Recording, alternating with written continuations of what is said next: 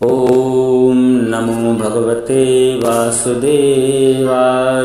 प्रिय भक्तों, आज हम आपके लिए कार्तिक मास के शुक्ल पक्ष की चतुर्दशी तिथि, जो बैकुंठ चतुर्दशी के नाम से जानी जाती है, तो बैकुंठ चतुर्दशी की पावन कथाएं सुनाने जा रहे हैं।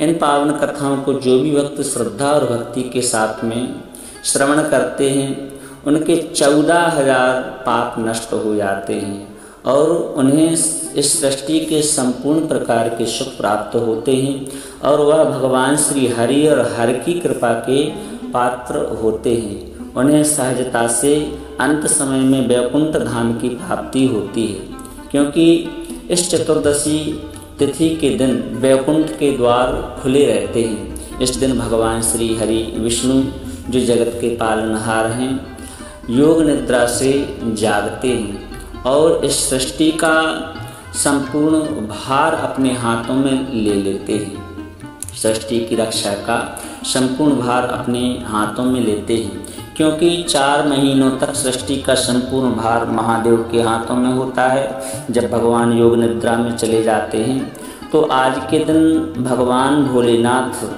स्वयं सृष्टि का संपूर्ण भार सौंपने के लिए बैकुंठ धाम में प्रवेश करते हैं और भगवान श्री हरि का और हर का इस दिन पावन मिलन होता है। इसलिए इस चतुर्दशी तिथि को बैकुंठ चतुर्दशी तिथि कहा जाता है। इस दिन जो भी भक्त व्रत रखता है, वह भगवान श्री हरि और हर की कृपा का पात्र हो जाता है। बैकुंठ चतुर्दशी की पुराणों में 3 कथाएं मिलती हैं, जिनके बारे में कहा जाता है कि इन्हें बैकुंठ चतुर्दशी के दिन पढ़ने से या सुनने से 14,000 पाप कर्म नष्ट होते हैं, सभी प्रकार के दोष नष्ट होते हैं। तो आइए हम इन तीनों कथाओं को एक एक करके श्रद्धा और भक्ति के साथ में श्रवण करेंगे। पहली कथा इस प्रकार से है। बैकुंठ चतुर्दशी की पौराणिक कथा के अनुसार एक समय की बात है कि नारद जी पृथ्वी लोक से घूम करके बैकुंठ धाम में पहुंचते हैं, जहां पर भगवान श्री हरि विष्णु विराजमान हैं शेष शैया पर। तो भगवान की स्तुति नारद जी ने की है। भगवान विष्णु उन्हें आदरपूर्वक बिठाते हैं और प्रसन्न होकर के उनके आने का कारण पूछते हैं। नारद जी कहते हैं कि हे भगवान, आपने अपना नाम कृपा निधान रखा है, दया निधान भी आपका नाम है। इससे आपके जो भी प्रिय भक्त हैं, उनको मोक्ष प्राप्त हो जाता है, लेकिन जो सामान्य नर और नारी हैं, वह आपकी कृपा से वंचित रह जाते हैं और उनका मोक्ष नहीं होता, उनकी मुक्ति नहीं होती। इसलिए आप मुझे कोई ऐसा सरल और उत्तम रास्ता दिखाएं, जिससे सामान्य भक्त भी आपकी भक्ति करके मुक्ति प्राप्त कर सकें। यह सुनकर के भगवान कहते हैं कि हे नारद, मेरी बात सुनो। कार्तिक शुक्ल पक्ष की चतुर्दशी को जो नर नारी हमारा व्रत करेंगे, मेरे मंत्रों का जाप करेंगे, हमारे स्तोत्रों का जाप करेंगे, या फिर मेरी इन पावन कथाओं को श्रद्धा और भक्ति के साथ में श्रवण करेंगे, मेरा अर्चन करेंगे, पूजन करेंगे, उनके लिए स्वर्ग के द्वार साक्षात खुले रहेंगे। इसके बाद में विष्णु जी जय विजय को भी बुलाते हैं और कहते हैं, उन्हें समझाते हैं कि कार्तिक चतुर्दशी को स्वर्ग के द्वार खुला रखने का आदेश भी देते हैं। भगवान श्री हरि कहते हैं कि इस दिन जो भी भक्त मेरा थोड़ा सा नाम लेकर के पूजन करेगा, वह बैकुंठ धाम को भी सहजता से प्राप्त कर लेगा। इस प्रकार से भगवान श्री हरि विष्णु और नारद जी के बीच हुई वार्ता की यह प्रथम कथा है।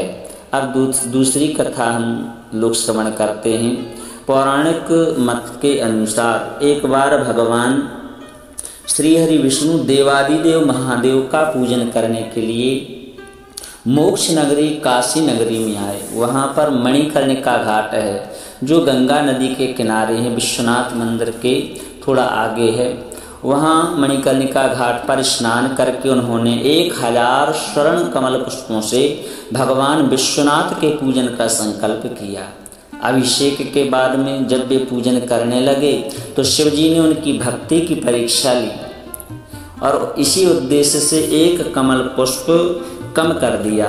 जब भगवान श्री हरि को पूजन की पूर्ति के लिए 1000 पुष्प जो चढ़ाने थे उनमें एक पुष्प की कमी देखी। एक पुष्प की कमी देख करके उन्होंने मन में विचार किया कि हमारे भक्त मुझे पुंडरीकाक्ष कहते हैं, कमल नयन भी मुझे कहते हैं। यह विचार कर भगवान विष्णु अपनी कमल के समान आँख चढ़ाने के लिए भगवान भोलेनाथ के समक्ष प्रस्तुत हो गए।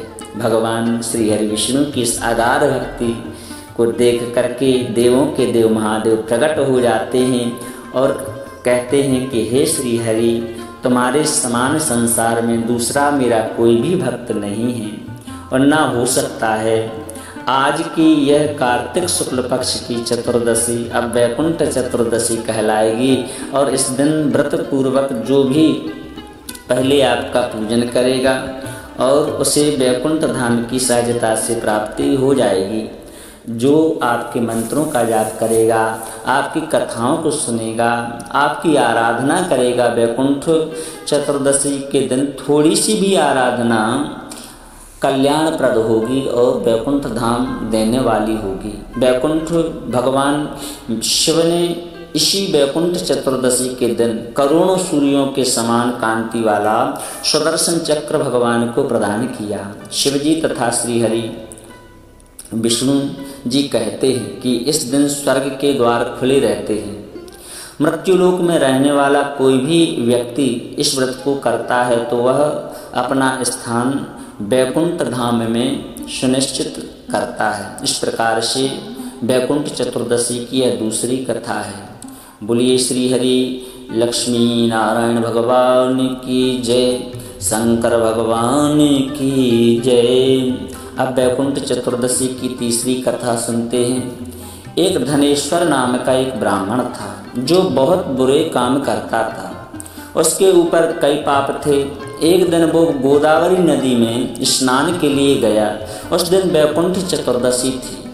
कई भक्तजन उस दिन पूजा अर्चना कर गोदावरी घाट पर आए थे। उसी भीड़ में धनेश्वर भी उन सभी के साथ में था।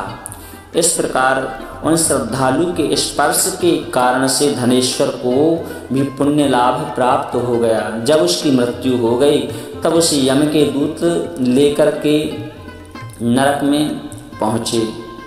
जब भगवान श्री हरि विष्णु ने कहा कि यह बहुत पापी है पर इसने वैकुंठ चतुर्दशी के दिन गोदावरी में स्नान किया है, जिसके कारण से इसके समस्त पाप गोदावरी के जल से धुल गए। श्रद्धालुओं के पाप पुण्य के कारण से इसके सभी पाप नष्ट हो गए, इसलिए वैकुंठ धाम इसको प्राप्त होगा। अतः धनेश्वर को भगवान श्री हरि विष्णु ने वैकुंठ चतुर्दशी के दिन अपना धाम प्रदान किया। इस प्रकार से कहा गया है कि इन पावन कथाओं को जो भी भक्त वैकुंठ चतुर्दशी के दिन श्रद्धा और भक्ति के साथ में सुनते हैं वह भगवान हर और हरि की कृपा के पात्र होते हैं। उनको इस सृष्टि के संपूर्ण प्रकार के सुखों की प्राप्ति होती है। हर असंभव कार्य उनके संभव होते हैं और अंत समय में उन्हें वैकुंठ धाम की प्राप्ति होती है। वीडियो यदि अच्छा लगा हो तो दिल से लाइक करें तथा साथ ही चैनल को सब्सक्राइब करें और कमेंट में जय श्री लक्ष्मी नारायण और हर हर महादेव अवश्य लिखें।